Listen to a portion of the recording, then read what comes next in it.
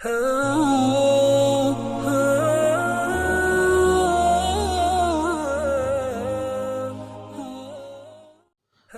اللہ الرحمن الرحیم۔ ناظرین کرام، السلام علیکم ورحمۃ اللہ وبرکاتہ۔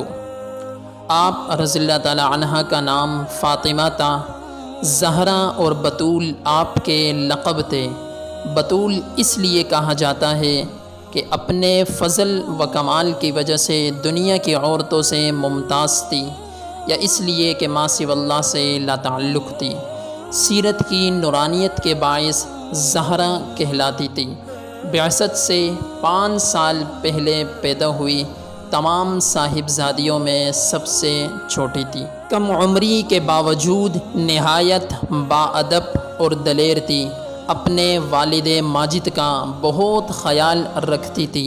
ایک بار آپ صلی اللہ علیہ وسلم کعبہ کے پاس نماز ادا فرما رہے تھے کہ ابو جہل کے کہنے پر ایک کافر اونٹ کی اوجھڑی اٹھا لایا، اور آپ جب سجدے میں گئے تو آپ کی گردن مبارک پر رکھ دی۔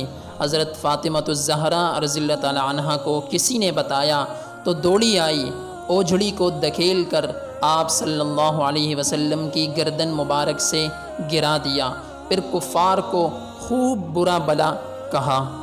ہجرت مدینہ کے بعد حضرت علی رضی اللہ تعالی عنہ کی طرف سے پیغام نکاح آیا۔ آپ صلی اللہ علیہ وسلم خوش ہوئے، مگر ایسے موقع پر بیٹی سے بھی رائے لینا اہم سمجھا۔ ان سے کہا، علی تمہارا ذکر کر رہے تھے۔ حضرت فاطمہ الزہرا رضی اللہ تعالی عنہا خاموش رہی۔ فقہاء نے اس سے مسئلہ مستنبط کیا کہ کنواری لڑکی کی خاموشی رضا سمجھی جائے گی۔ نکاح کا فیصلہ کر کے آپ صلی اللہ علیہ وسلم نے حضرت علی رضی اللہ تعالی عنہ سے پوچھا، مہر کیا ہوگا؟ حضرت علی رضی اللہ تعالی عنہ فرمانے لگے، میرے پاس تو مہر کے لیے کچھ بھی نہیں ہے۔ آپ صلی اللہ علیہ وسلم نے فرمایا، تمہاری وہ زرہ کہاں ہے جو میں نے تمہیں دی تھی؟ عرض کیا، وہ تو ہے۔ ارشاد ہوا، تو اسی کو مہر بنا لو۔ حضرت علی رضی اللہ تعالی عنہ کے پاس ایک اونٹ بھی تھا، وہ بھی فروخت کر دیا تھا۔ 480 درہم حاصل ہوئے۔ اس رقم کو مہر مقرر کر کے نکاح ہو گیا۔ آپ صلی اللہ علیہ وسلم کے کہنے پر حضرت علی رضی اللہ تعالی عنہ نے مسجد نبوی سے کچھ دور ایک مکان لیا۔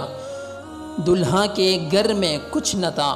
بعض صحابیات نے رخصتی سے پہلے کچھ ضروری سامان مہیا کیا، جو یہ تھا، کھجور کی چھال سے بھرے ہوئے 2 بچھونے، 2 تکیے، پانی پینے کا پیالہ، 1 مشت، 1 تخت، 2 چھکیاں، 2 مٹکے، پھر رخصتی ہوئی۔ سرور دو عالم صلی اللہ علیہ وسلم کی صاحبزادی ہونے کے باوجود حضرت فاطمہ الزہرا رضی اللہ تعالی عنہا کی زندگی بڑی سادہ اور پرمشقت تھی۔ گھر میں صفائی خود کیا کرتی تھی، خود لکڑیاں جلا کر کھانا پکاتی، کنویں سے پانی کی مشکیزہ بھر کر لاتی جس سے بدن پر نشان پڑ گئے تھے، خود چکی چلا کر آٹا پیستی جس سے ہاتھوں میں چھالے پڑ گئے تھے۔ مفلسی کی وجہ سے گھر کے کاموں میں کوئی معاون رکھنے کی بھی استطاعت نہیں تھی۔ ایک بار آپ صلی اللہ علیہ وسلم کے پاس کچھ غلام آئے۔ حضرت علی رضی اللہ تعالی عنہ کو خیال ہوا کہ گھر کے کاموں میں معاونت کے لیے ایک غلام لے لیا جائے۔ ان کے کہنے پر حضرت فاطمہ رضی اللہ تعالی عنہا رسول اللہ صلی اللہ علیہ وسلم کے پاس گئی، مگر شرم کی وجہ سے کچھ نہ کہہ سکی اور چپ چاپ لوٹ آئی۔ حضرت عائشہ صدیقہ رضی اللہ تعالی عنہا نے نبی اکرم صلی اللہ علیہ وسلم کو بتایا کہ فاطمہ آئی تھی۔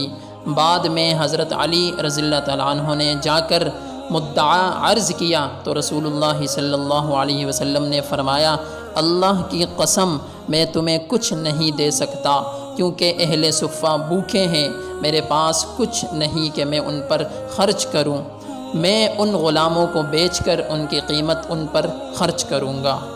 رات کو آپ بیٹی کے گھر تشریف لائے اور فرمایا، جو تم نے مانگا کیا میں تمہیں اس سے بہتر چیز نہ بتاؤں؟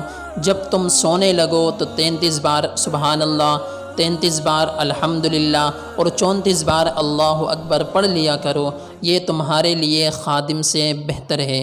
حضرت فاطمہ الزہرا رضی اللہ تعالی عنہا نے کہا میں اللہ اور اس کے رسول سے راضی ہوں۔